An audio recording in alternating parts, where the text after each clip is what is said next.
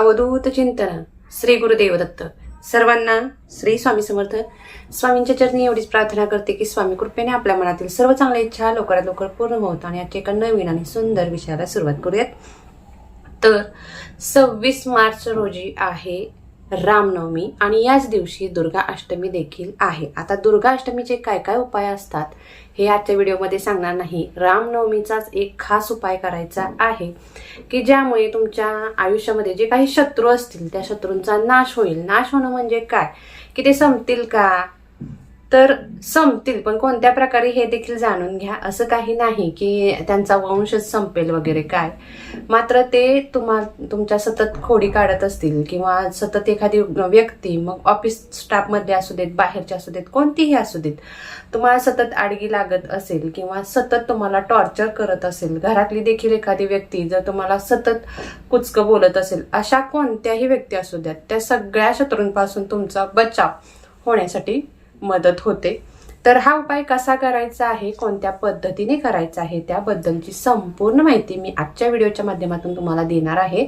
तेव्हा video skip न करता शेवटपर्यंत नक्की पहा। त्याचबरोबर पूनम रेमेडीज या चॅनलवरती तुम्ही जर नवीन असाल, आतापर्यंत तुम्ही आपलं चॅनल सबस्क्राईब केलं नसेल तर सबस्क्राईब करा आणि ऑलची सुद्धा घंटी दाबायला विसरू नका की ज्यामुळे असेच माहितीपूर्ण नवनवीन व्हिडिओ तुम्हाला पाहायला भेटतील। तर रामनवमी दिवशी एकतर प्रभू रामचंद्रांच्या मंदिरामध्ये जाऊन नमस्कार करून यायचा आहे। काही कारणास्तव हे जर शक्य नसेल तर विष्णू भगवानांचा फोटो असू द्यात किंवा गोपाळ बाळकृष्णाची मूर्ती असू द्यात, अशा मूर्तीची सुद्धा तुम्ही पूजा या दिवशी करू शकता। तर व्यवस्थित पूजा करायची आहे। देवपूजा वगैरे आपली झाली की नंतर काय करायचं आहे, एक ताट घ्यायचं आहे।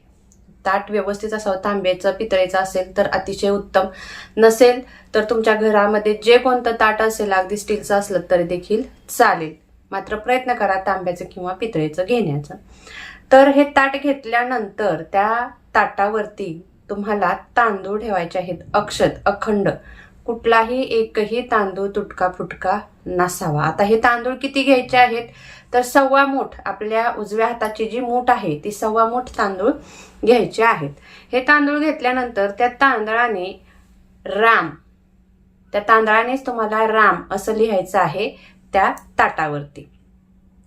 आता ते लिहून झालं की त्याच्या समोर एक दिवा लावायचा। आता हा दिवा कोणता लावावा तर एक तर तुम्ही तुपाचा लावलात तर अतिशय उत्तम, नसेल काही हरकत नाही, तुमच्या घरामध्ये जे कोणतं तेल तुम्ही देवासाठी वापरत असाल अशा तेलाचा दिवा लावून घ्यायचा आहे। आता हा दिवा कोणता लावावा, मातीची पंती किंवा निरांजन किंवा काय नक्की लावावं तर तुमची इच्छा पूर्ण व्हावी याच्यासाठी तुम्ही हा दिवा लावणार आहात। त्यामुळे तुम्हाला मातीची पंती घ्यायची आहे, लाल मातीची पंती असावी किंवा मग कणकेचा दिवा बनवायचा आहे। आता हा दिवा घेत असताना, म्हणजे कणकेचा दिवा जर तुम्ही बनवणार असाल तर त्यामध्ये मीठ अजिबात वापरायचं नाही, थोडीशी हळद घालायची आहे त्या कणकीमध्ये आणि दिवा बनवून घ्यायचा आहे।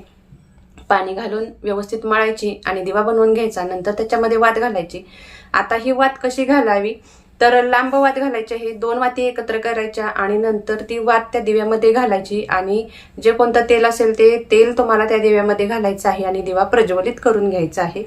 दिव्याला साहजिकच आसन द्यायला विसरायचं नाही, गव्हाचं, तांदळाचं, कोणत्याही वस्तूचं तुम्ही आसन दिव्याला देऊ शकता, दिव्याच्या खाली ठेवायचं आहे आसन।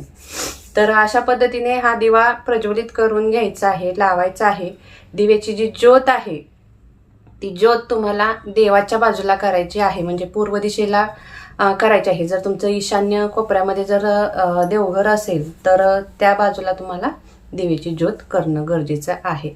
आता हे करून झाल्यानंतर त्याच ठिकाणी बसून आपल्याला 108 वेळेस राम राम राम किंवा जय श्रीराम किंवा श्रीराम या तिन्हीपैकी कोणत्याही एका मंत्राचा जप हा 108 वेळेस करायचा आहे।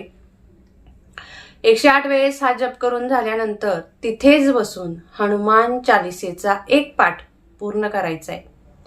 ही सेवा पूर्ण झाल्यानंतर नमस्कार करायचा आहे देवाला।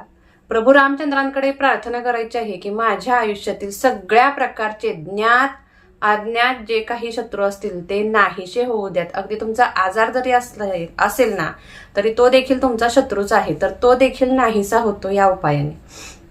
अशी प्रार्थना करायची आहे. आणि नंतर दुसऱ्या दिवशी म्हणजे रामनवमी आहे गुरुवारी आणि नंतर शुक्रवारी 27 मार्चला काय करायचं आहे, सकाळचं उठलं की पहिल्यांदा हे जे तुम्ही राम लिहिलेलं आहे तांदळाने ताटामध्ये ते सगळे तांदूळ एकत्र करायचे आहेत. एकत्र तांदूळ करून घ्यायचे आणि त्याचे 2 भाग करायचे, समान 2 भाग करायचे. समान 2 भाग तुम्ही केले की त्याच्यातला एक भाग जो आहे तो पक्ष्यांना खाऊ घालायचा आहे. जिथं कुठं पक्षी असतील त्या ठिकाणी तुम्हाला नेऊन टाकायचे आहेत. राहिलेले जे म्हणजे अर्धा भाग तांदळाचा जो आहे तो तुम्हाला एक तर स्वतःच्या जेवणामध्ये ग्रहण करायचा आहे, म्हणजे भात तुम्ही याचा करून खाऊ शकता, किंवा वाहत्या पाण्यामध्ये माशांना सोडायचे आहेत. तुम्हाला जे सोयीस्कर वाटेल ते दोन्हीपैकी तुम्ही करू शकता.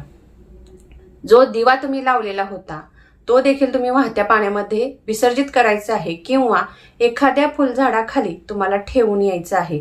बस एवढाच उपाय आहे. एक वेळेस करा आणि आलेला अनुभव मला शेअर करायला अजिबात विसरू नका. झालेली सर्व सेवा ही स्वामींच्या चरणी रुजू करून आजची माहिती मी इथेच थांबवते. धन्यवाद. श्री स्वामी समर्थ.